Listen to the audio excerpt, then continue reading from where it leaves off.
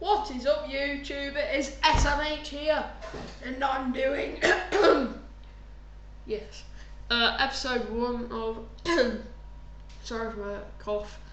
Episode 1 of the Premier League match roundup. Think of the title later, but this is basically a series. I'll try and follow through all the matches over the Premier League weekend or the week whenever matches have been played, and I'll do just an overview of them, so like a review. So we'll get started. Yesterday's first match, Sunday's first match, was Wigan and Chelsea.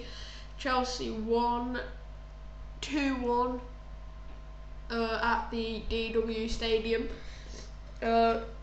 Branislav Ivanovic and Frank Lampard with a penalty in the first 7 minutes that sealed the game. And for me, the star player of the match was Eden Hazard. Assisted one and got the penalty. His first match in the Premier League, played very good in my eyes, and I hope he can keep that up. Next match is Manchester City and Southampton. Very tight match. Some people are a bit surprised about the scoreline. Southampton were winning at one point, 2-1. I know it's unbelievable, and it was played at the Etihad Stadium. Tevez, Dzeko and Nasri scored for Man City, and Ricky Lambert and Stephen Davis scored for Southampton. My star player for that was Samir Nasri, got a goal and an assist. Can't ask for much more, really. Next match is Fulham and Norwich. Fulham convincingly won 5-0 against the Canaries. Damien Duff, Mladen Petric, sorry for murdering these names, Kasimiklic and Steve Sidwell with a penalty to make it 5. My star player with 2 goals was Mladen Petric. Played very good, had an outside the box curling effort in one of his goals. And Fulham were playing without their star man Clint Dempsey, so respect to Fulham there. Next match is WBA, West Bromwich Albion 3, Liverpool 0, played at the Hawthorn Stadium. Right, Liverpool, what's the difference between Liverpool and a triangle? Triangle's got 3 points. Joke. So WBA looked very convincing in the second half, looked a bit shaky, so did Liverpool all game though, but WBA just pulled it from Liverpool, and my star player for that game was Zoltan Gera, having a 30-odd yard effort, just flying to the back of the net. The other scorers were Peter Odemwingie with a penalty shot, Shane Long missed one earlier on, penalty, and Romelu Lukaku scored in the 77th minute.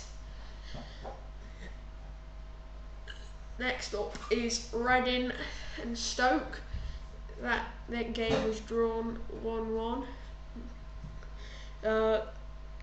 The Adam Lafondra got a penalty in the 90th minute, scored that, and a bit of goalkeeping howler from the Reading side, with Michael Kightly getting a bit of a lucky goal. My star player for that one was Adam Lafondra. He just worked his socks off all game, and he deserved a goal.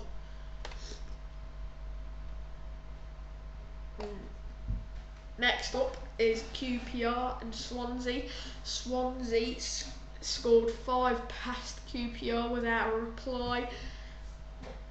Michu getting 2, Nathan Dyer getting 2, and Scott Sinclair getting 1 in the 81st minute. Extremely convincing. If they can keep that up all season, Swansea, they're looking at a near top half finish.